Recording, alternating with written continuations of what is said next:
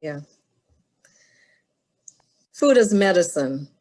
Phytochemicals and their protective effect on lifestyle disease. This evening you'll be hearing some good things about food. And a lot of times people talk about the fast food and the negative.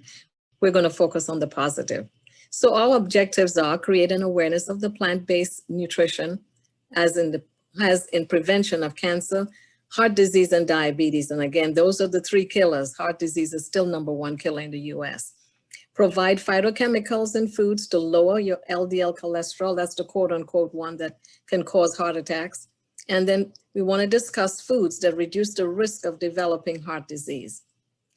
We would like to identify the mechanisms that make the foods effective. And then in closing, we have a great video presented by Dr.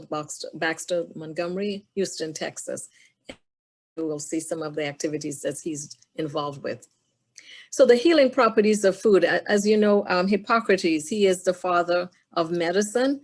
2,500 years ago, as a star witness, his motto was, let food be your medicine. And of course, he used pharmaceutical things in the form of food to help cure diseases back in Greece, where he came from. And of course, he was not really accepted in that area as such. But time has shown now that phytochemicals and the healing properties of heart healthy eating. So the phytonutrients, where are they found? And we're going to talk about how they protect against cancer, heart disease, and again, the impact on diabetes and other diseases. Next slide. Phytochemicals or phytochemicals, what are they? Where are they found? Phytochemicals, they're found, and we want to make sure that that's understood, only in plant foods. Your fruits, vegetables, whole grains, nuts, seeds, legumes, and herbs. All right. They're awesome. Why? Because they are they are designed to provide natural color to the plants and flavor, and they also provide a defense system for the plants. So the plants are protected by these phytochemicals, and it also protects man as we consume these foods coming from the soil. All right, keep going. Now, the Western diet are typically low in phytochemicals, and you can see the pictures right at the bottom. Keep going. The phytonutrients or phytochemicals are not found in foods that are man-made, as you can see, the things that are made to give us all that quick energy. Keep going. So the high intake of animal protein foods rather than using the natural foods that come from the soil. These foods are not high at all in the phytonutrients. In fact, they don't have any at all unless they have been added. Again, fruits and vegetables, that's the key where you would find them. Next slide. Now let's keep on going, the color. So as you see these colors, they look like the rainbow, reds and oranges and purple, black and brown. Those foods have the phytonutrients, and they are listed as a whole list of them that you can get on the internet to look at them. But the anthocyanins in the seed of the legumes and the plants, they have protective factors. So extra virgin olive oil instead of the refined olive oil. Whole grains versus refined grains. All right, next slide. So color, whole foods are better. So, and there is a store called Whole Foods, it's in the nation, and I guess they got that name knowing they promote a lot of plant-based foods. So we should be eating more foods as near possible to their natural state, as they were made from the soil, to get the phytochemicals we need. Because the way we eat them, that way they're more protective. Again, father of medicine, Hippocrates, he's the star witness. He's the one of the ones who started in those early years. Apples. Now, many people understand apples, eat an apple a day to do what? To keep the doctor away. So a lot of times we don't really recognize that some of these quotes have meaning. Apples have a high content of antioxidants that help to protect tumor growth. And of course, they decrease the lipid and cholesterol that are negative in our bodies. Pomegranate, many of you may not have eaten a pomegranate, but you've seen them in the market. They have a protective effect, strong antioxidant and anti-inflammatory, anti-tumor properties. They extract and inhibit the growth of those highly aggressive prostate cancer cells. And so very important that we can consume as much as we can of the phytochemicals from these pomegranates. And they're there during the winter seasons. Avocados, many of avocados, and we don't realize that they have a protective effect against cancer, but they can arrest those cells and they inhibit the growth of tumors if you eat them. And of course, apoptosis is cell death. They can kill those cancer cells that start developing in our bodies. So the phytochemicals in the avocado are definitely a plus. So enjoy your avocado. It's a good kind of fat. It's not the bad fats. All right, next slide.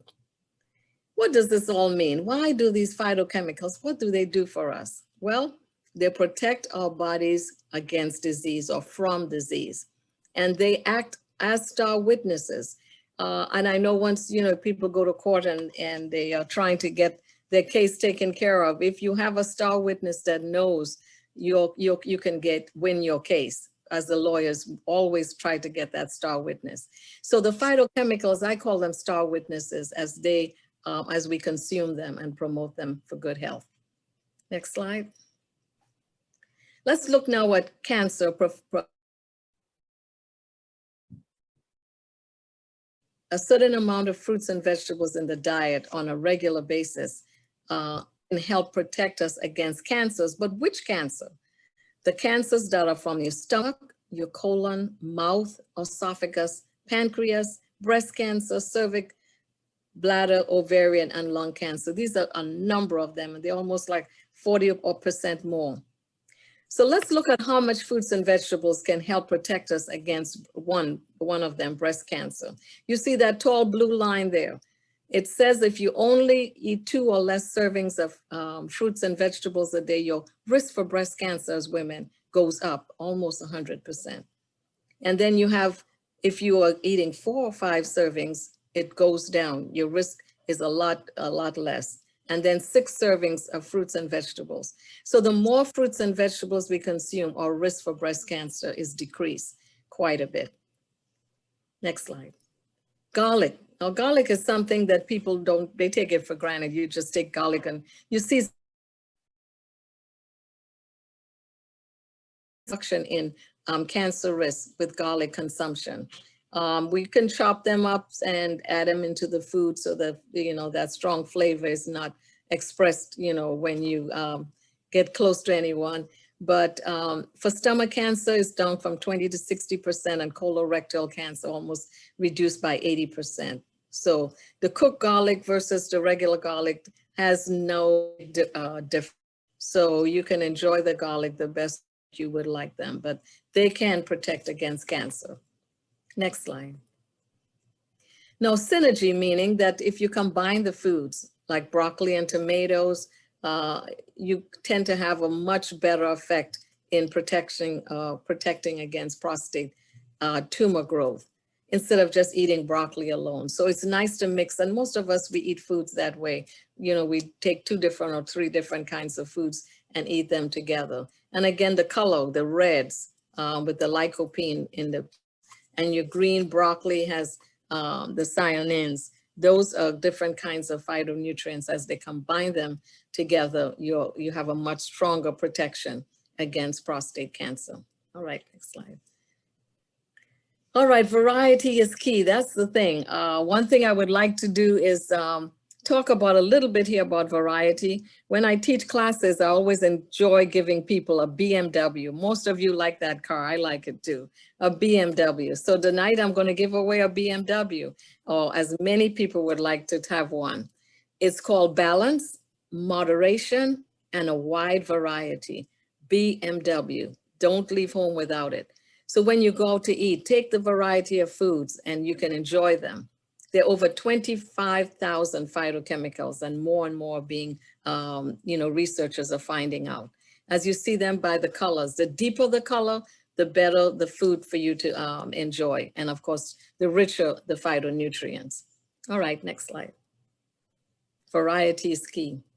Quercetin is found to help lower blood pressure, and it's found in these berries, it's found in apples, it's found in celery, in case stages of stage 1 hypertension, it can help reduce it even more. So by consuming these foods on a regular basis. Next slide. All right, red grape juice. There's something called resveratrol, and that's a phytonutrient that's found alcohol. You know, wine is good for the stomach and those kinds of things. We have found out through research, it's not so much the alcohol part of the wine, it's the grape, that's the skins of the grape that you take to make the wine. They are the ones that are rich in resveratrol that can help lower inflammatory markers in your body and lower your LDL cholesterol. It also found that it can increase HDL. So enjoy the grape juice, not the alcohol grape juice, but just the regular grape juice of the vine. So flavonoids are found in strawberries. That's another one of the phytonutrients that helps to lower cardiovascular disease events. It inhibits the LDL cholesterol, the ones that can tend to cause the coronary artery issues. And it improves vascular endothelium function. All right, so strawberries, and they're really, right now is the time when most of us are enjoying strawberries. Keep going. So now spices, let's get to the spices. They are, keep going with the slide because the spices will come up. Garlic, onions, turmeric, ginger, they provide a protection against cardiovascular disease by lowering the cholesterol or inhibiting the blood clots. So enjoy these types of spices as you make your meals and prepare your dishes from day to day. They are very helpful in protection, as well as giving good flavor to your food. Now the berry power, that's one thing I want to talk a little bit about. We're talking about the brain development, and we're talking about protection and helping us to not so much get involved in taking alcohol, one, or even other drugs.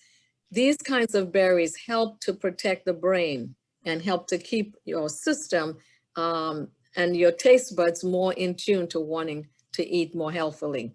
So enjoy the berries. There are more studies on blueberries and dealing with Alzheimer's and helping people to remember things that they can quickly forget as we get older.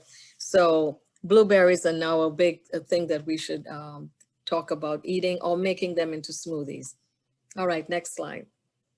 Citrus, protective effect of citrus. This is the flavonoids that's found in oranges and cantaloupes and other types of, your grapefruits and so forth, the citrus foods. They decrease the risk of coronary heart disease. 3 actions: they improve the coronary vascular dilation. It decreases the ability of the platelets to clot because you don't want things clotting, and they prevent the LDL from oxidizing. So these are very important markers. It's also an anti-inflammatory properties that's found in the citrus foods. So enjoy them.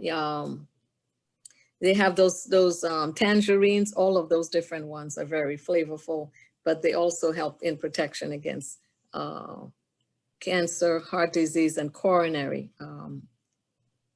issues that may come about. All right, our next slide. So we're looking at diabetes. So this is another factor. We talked a little bit about cardiovascular. We talked about cholesterol. Now we're going to cover diabetes and nut consumption. People who have diabetes thinks that they shouldn't be eating nuts. 5 times a week, if you eat nuts, maybe a small amount of serving every day. And remember, when we're eating nuts, they're made in small sizes, so we should eat a small amount. So if you put enough nuts in your hand and in a person who is larger or taller, that's going to be a little different. So use your handful as a guide. You fill your hand up and that's the amount you should eat if you don't have a measuring cup. So what they're saying is that people who had nuts 5 times a week had a reduced risk of developing diabetes, type 2 diabetes. All right, next slide. Let's look at serving sizes as we are kind of wrapping up this whole process of talking about foods and their benefit effect on the body. How much should we really eat if we want to get that effect of have rich phytonutrients to protect us against these diseases? 4 servings of fruits. And it's also important in brain function. 4 servings of fruit will end up giving us as much of the nutrition, but the glucose part, because that's what the brain craves for, is glucose, and it really only wants it from carbohydrate foods. So your apples, your oranges, tangerines. Now let's look at vegetables. 5+ servings of vegetables. So we need to be eating a little more vegetables than fruits. Again, the vegetables have a lot of protection. Look at the various different colors and the major nutrients that come out of these vegetables. And the colors, the blacks, the purples, the greens, the reds, the orange, those are definitely important for us to consume on a regular basis. These things not only help our health in general, our minds, we think better when we eat more of fruits and vegetables. And then we have cases where we have found where people who have issues with not so much, some of them may be drugs, but issues with just activity, their behavior. If we change the diet and take out a lot of those refined sugars, you know, those sodas and so forth, and introduce more water drinking, introduce more fruits and vegetables in the natural state, we have seen these young people, children, and even adults and teenagers act a lot more, understanding and are not so much off the handle, where you can't control, what's going on with their behavior and the attitudes. We have seen a lot of change of attitudes from individuals who we have helped them on a plant-based diet. So for a summary is whole grains, nuts, spices, legumes, fruits, and vegetables. They provide health promoting protection. Phytochemicals, they lower the risk of chronic diseases, and of course they ensure optimal health. So we want each of us to be a star witness as we look at these foods and not just talk about them, but consume them. And the more you begin eating of these natural fruits and vegetables, your body starts craving them even more. When you don't eat it, of course, your body doesn't want to. But once you start eating it, your body and your mind says it gears you right towards eating more fruits and vegetables. So Hippocrates, I tell you, he was one of those star witnesses back in the 1800s. He said, let food be your medicine. And today, because of the lifestyle diseases that many of us are plagued with, medical practitioners are saying, let medicine be your food. And in this pandemic, where we have the not just opioid issues, but just a pandemic of the virus, we have found that people who have these comorbidities suffer worse than if they did not have them. So letting food be your medicine is a way to go. Now, we want to kind of close out with our video. Dr. Baxter Montgomery, we have PCRM. This is Physicians Committee for Responsible Medicine in Washington, D.C. They are promoting plant-based. And we have a group called ANDIA, which is Adventist Nutrition Dietetic International Association out in California, sharing the plant-based diet. These are dietitians, a group that we have formed, and are sharing the good news and this being star witnesses. So we want all of you to, at the next time that you end up eating your plant-based foods, you can share and be a star witness without saying a word, just by looking at what's on your plate. They said, oh, this person is interested in looking at being healthy. So the role model is food as medicine. We would like you to take a look at it and be a part of this wave. In fact, in the United States in 2019, it was the year of veganism in the United States. So people are really moving that type of diet. And again, it's from the soil, it's plant-based, and it's not, we're not asking you to eat things that are processed. The more natural, the better it is. So let's see what Dr. Baxter Montgomery, one of our star witnesses, he's in Texas, and we're gonna run that video, and I think you'll be encouraged and inspired by what he's doing in Houston, Texas.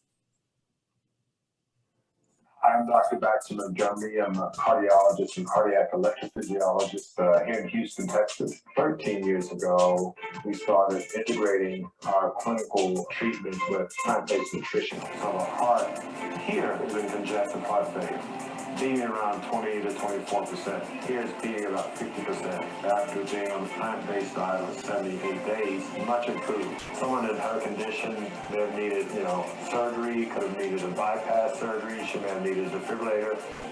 She may have even, been placed on the heart transplant list. But instead of that, with plant-based nutrition, the heart improves significantly. And these are the types of findings we see on a regular basis. It's important for individuals to know that, despite how sick you are, we've seen individuals who are very ill. In fact, I've treated 2 different patients who were in the hospital on life support. One person on life support, we fed her green food through her peg tube. Now, detoxed her in the hospital, and she eventually walked out. So don't give up. We haven't gotten into the most fundamental aspect of our health, which is how we take care of the human frame. It's as simple as plant-based food, fresh air, sunshine, and water. So there's a huge obsession with protein, and a lot of this has to do with the education of the nutrition and medical community, or perhaps miseducation, if you will. And protein is emphasized. The Western society, as other societies, animal protein is a major component of what people eat. When I was growing up, you didn't have a meal if there's not, dead animal flesh on the table. Animal protein can trigger inflammation. It has adverse effects on the kidney. It can have adverse effects on the blood vessels, adverse effects on the heart. You get more than enough protein from plant-based foods. The most important nutrient, in my opinion, is water. I mean, the healthy human body in its healthy state is about 70-75% water. I'll pose a question. I said, well, if we were, left on an island and deserted for just say 25 days, you can have 25 days worth of baked chicken, or you have 25 days of water. You can't have both, one or the other. And almost invariably, people choose the water because they know that they can't survive 25 days without water. As much as we emphasize eating the proper food, which starts and ends with a plant-based diet, it's also important to get fresh air and sunshine on a regular basis. So at least a couple hours. Man-made rainbows. Oh wow. Another patient who's currently in her mid-90s came to see us at the age of 89, and at that time she was taking about 22 medications, including about 40 units of insulin twice a day. She'd been on insulin for 40 years. We put her on a raw detox, and we got off the insulin within a couple of days of her being on the raw detox. She's down to taking no medication for the last I've seen, and she hardly has to come and see us as a patient. She's in her mid-90s now. I came into this arena as a traditional doctor, doing procedures and setting them on the optimal medications. However, when I made this discovery for my own health and then subsequently for my patients, I made a major change. As far as I know, we're the only facility in the United States that has an on-site plant-based restaurant that integrates it all in one. If I'm a physician who likes steak and eggs, it would be very difficult for me to counsel and aggressively counsel patients away from eating these foods. This is our commercial kitchen, our restaurant, and the medical facility of the future will have a designated restaurant kitchen that functions not only from a culinary standpoint, but also from a scientific standpoint. We see individuals getting severe congestive heart failure, which is often thought of as a death sentence.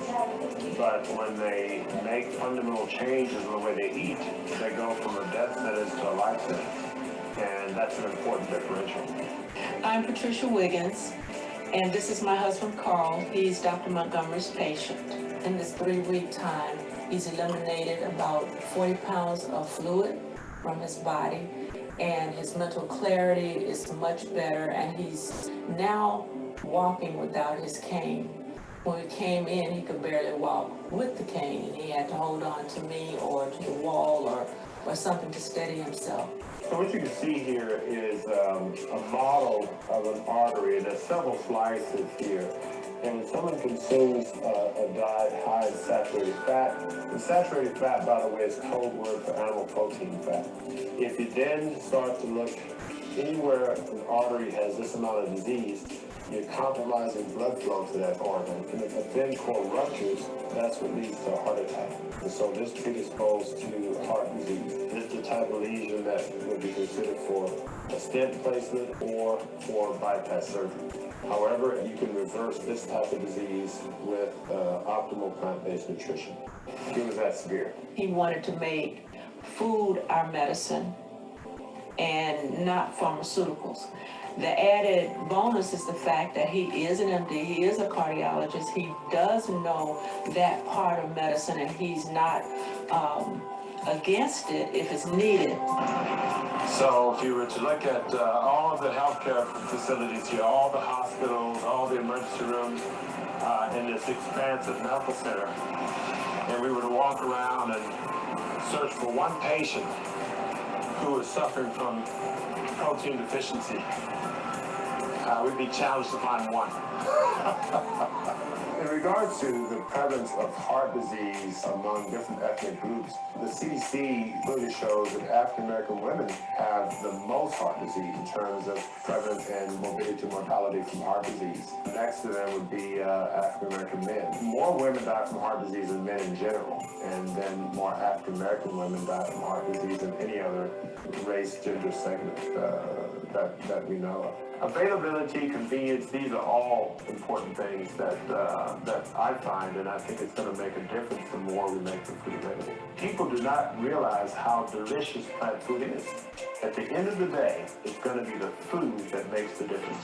I have a lot of friends who are ethical vegans, and I applaud you. When I came into eating plant-based, I wasn't aware of the horrors that happen to animals, and I think that more messaging needs to come about with that. The other aspect of being ethical vegans is that we have to look at our own bodies, and we have to be ethical to ourselves first and foremost, because if we're not healthy, then we can't be a benefit to others, animals, etc. So I've been telling my patients that the number one animal you want to be ethical to is yourself. So foods that are minimally processed, raw, you want a lot of live foods that has the water content is maintained. These are going to be some of the most healthy foods. And if it is cooked, you want to either dehydrate it at relatively low temperatures or steam it. And these are some simple approaches that individuals can take to consume a diet that's not only healthy for the environment as a whole, but also healthy for your local environment, which is your body.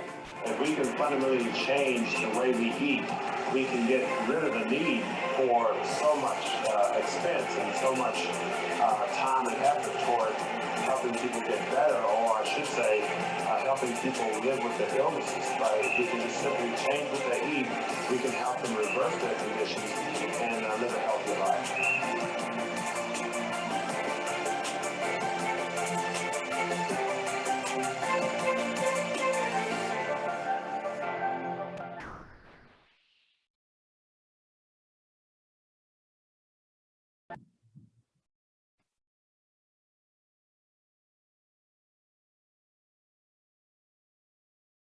Any questions at this time? I'm sure this was inspiring and to see it actually in place working.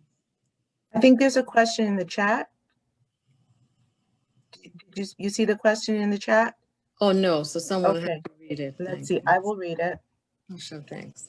I know there are great benefits to meatless diet, but what are the risks in eating only a plant-based diet, and how can you combat the risks? I heard that hair loss is one of the risks because of the lower amount of iron and zinc intake. Okay, so the risk in only eating plants, I think one of the risks is probably where there's no variety. That BMW I was talking about, balance, moderation, and a wide variety. So sometimes if a person who is on a plant-based vegan diet is only consuming certain foods and not combination of foods, they would probably not get all of the nutrition that they would need.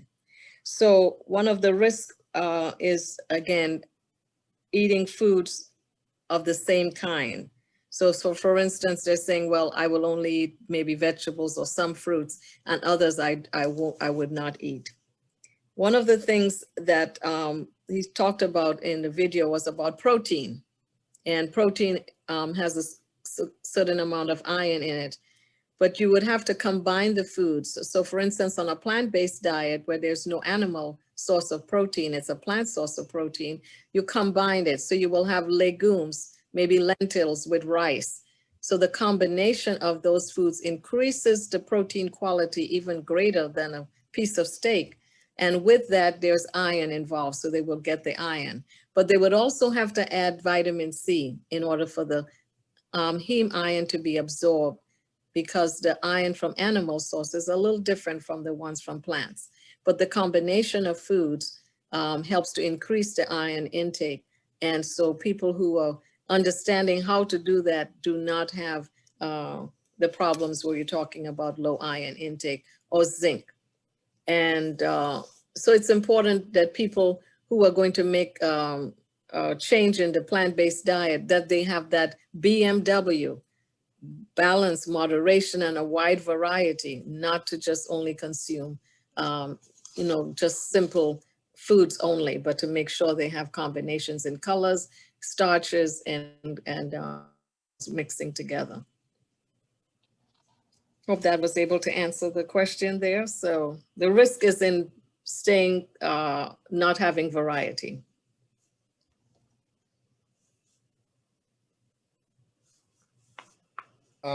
This is Lionel. I have a question very similar to what the other person asked, but I'm specifically wondering about calcium. Is how would you ensure you're getting enough calcium on a all right, plant-based diet? from a plant-based diet. So one of the things that, great question. A lot of the foods that we consider as calcium sources, like milk, animal milk, or maybe make man-made component of almond milk or soy milk, they have good sources of calcium, but there are a number of foods that that doesn't look like milk, but it has calcium in it. So broccoli is a great calcium source. We believe it or not, bananas, you see the length of the banana, long banana, it has calcium in it. So the understanding of what to put together, figs, there's something called figs, either Black Mission or the other types of figs that are Kalmurna, brown figs. They do have great sources of calcium. Molasses has a great source of calcium. So if you combine those foods in variety, you will gain the amount of calcium you need. One of the issues that we have found is that giving milk to children has caused some problems of allergies, and also diabetes is a factor by giving animal milk. So breast milk is the best. That will help give the calcium that the baby needs. And as they get older, they just should be eating more of the greens, your kale, your broccoli, your spinach. They are high in calcium. So it's a matter of, again, that BMW, balance, moderation, and wide variety will give you the calcium amount that you need without having to take extra pills or, supplements. So I have a question, Dr. Sure. Joy. Regarding vitamin B12, I heard that might be a deficiency because you can only get vitamin B12 in animal sources. And also, if you are finding that you don't get enough of a certain vitamin or mineral, is it okay to supplement with non-food, like vitamins and things like that? Right, yeah. So vitamin B12 is really bacteria from the soil. That's how the animals get it. So the animals don't have it. And then what happens then, man eats the animal, and that's how they get the B12. So you can get B12. You and I produce B12. In the morning when you wake up, the bacteria in our mouth before we brush our teeth has B12, lots of B12 right there. So sometimes people say, just drink your water, before you brush your teeth, and you can absorb some of that B12. But the B12 is found in the soil too. So, but the way that man gets it is from the animal, because they eat the animal. and then that's how they get the B12. But it rarely begins in getting it from the sources in the soil. And so we don't want to eat the dirt, but the potatoes and all those other things that come from there, you can get traces of B12. So there's something called a Schilling test for people who are concerned. Like when I became a vegan, I'm vegan now for a number of years. I went and took a test, Schilling test, where you collect the urine for about 3-4 days in the refrigerator and then take it and they test it and to see if you are deficient in B12. And if you're not and you want to be on the safe side, then you can take a B complex vitamin that will have B12 in it. But if you drink any kind of fortified foods, just to give you that safeguard, if you drink almond milk or if you drink, we have different kinds of milk on the market, cashew milk, you have even oatmeal milk. They have to fortify it with B12 to bring it up to the level in the market to call it milk. If they call it a beverage, then you don't have to have the B12. But if you say almond milk, soy milk, cashew milk, it may not have as much protein, but it's going to have that B12 factor in there. So they will add it as a supplement. And I teach classes and show people how to make their own almond milk, and they put their B12 in there in the milk. So you can get it that way, or you can use a B12 supplement. We have not found in the United States anybody with a B12 deficiency, even if they're vegan. B12 deficiencies are coming now as people are getting older. That B12 has to work in the stomach. It's called the intrinsic factor. Our bodies have that. As we get older, that intrinsic factor starts dying off. And that's where we find people with B12 deficiencies are older people in the 80s and 70s. And they need to get B12 shots. They take them once a month or so.